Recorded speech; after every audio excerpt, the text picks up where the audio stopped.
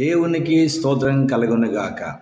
క్రీస్తునందు ప్రియమైన యేసుతో ఏకాంత సమయము అనే యూట్యూబ్ కార్యక్రమ వీక్షకులందరికీ ప్రభువైన యేసుక్రీస్తు నామం పేరిట విజన్ క్యూటీ ఫెలోషిప్ తరఫున ప్రత్యేక వందనాలు, శుభాలు తెలియజేస్తూ నేటి ధ్యాన కార్యక్రమానికి మిమ్మల్ని ప్రేమతో ఆహ్వానిస్తున్నాను. ప్రియులారా, నేటి ధ్యానం కొరకై ఏర్పాటు చేయబడిన పరిశుద్ధ లేఖన భాగము 2వ రాజుల గ్రంథం 10వ అధ్యాయము 1 నుండి 17 వచనాలు.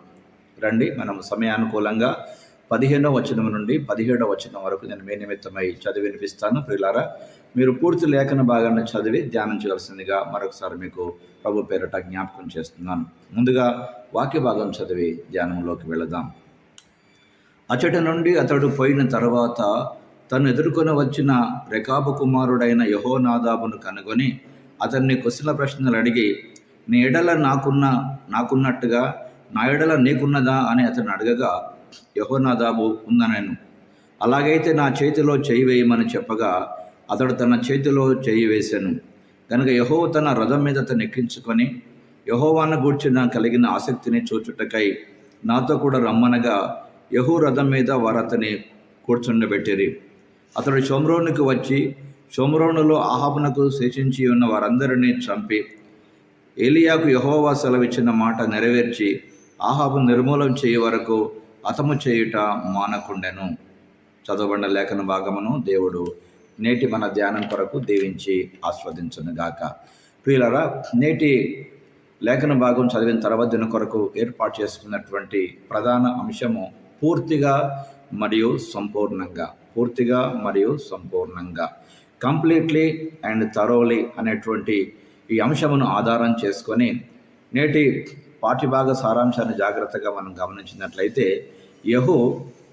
యెహోరామును అలాగే యెజబేలును మాత్రమే నాశనం చేయలేదు, కానీ అతడు అహాబు యొక్క కుమారులందరినీ వారి తలలను తీసిన సంగతిని వాక్య భాగం జరుగుతాం. ప్రియులారా, కాబట్టి అహాబు కుటుంబంలోని అందరిని చంపాడు.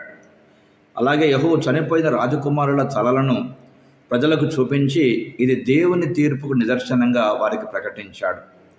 ఆ తర్వాత అతడు అహాబు ఇంటితో అనుబంధంగా ఉన్నటువంటి మిగతా 42 మంది అహజ్యా బంధువులను కలుసుకొని వారిని కూడా చంపినట్టుగా ఈ లేఖనాలు గమనిస్తూ ఉన్నాం. ఆ తర్వాత మోషే ధర్మశాస్త్రం ఖచ్చితంగా పాటించిన దేవుని నమ్మకమైనటువంటి సేవకుడైన యెహోనాదాబుతో కలిసి సమరయాకు వెళ్ళి అహాబు వంశస్థులను కూడా చంపాడు.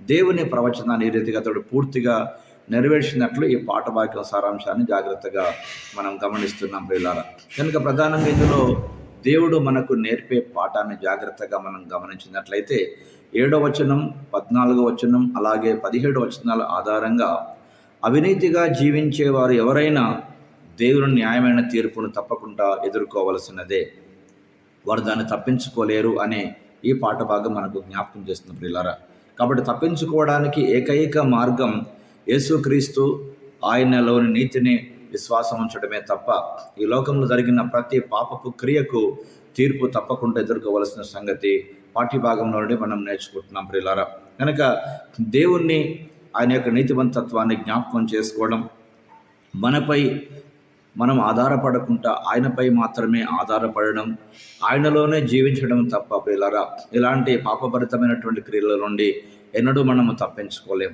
కనుక యేసుక్రీస్తు ప్రభు వారు చేసినటువంటి శిలువ బలియాగము వలన ప్రియులారా మనము వీటి నుంచి బయటపడే అవకాశం ఉన్నది.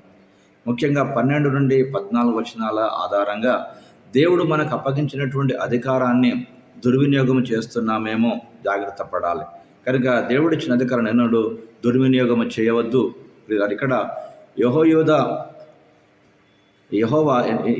యూదా వంశం సంబంధించినటువంటి 42 మంది వ్యక్తులను చంపినప్పుడు దేవుడు నిర్దేశించినటువంటి పరిమితిని అతిక్రమించినట్లుగా మనం గమనిస్తూ ఉన్నాం. అతనికి అభిరుచి ఉంది, కానీ అతనికి జాలి, దయ, కనికరం లేదు.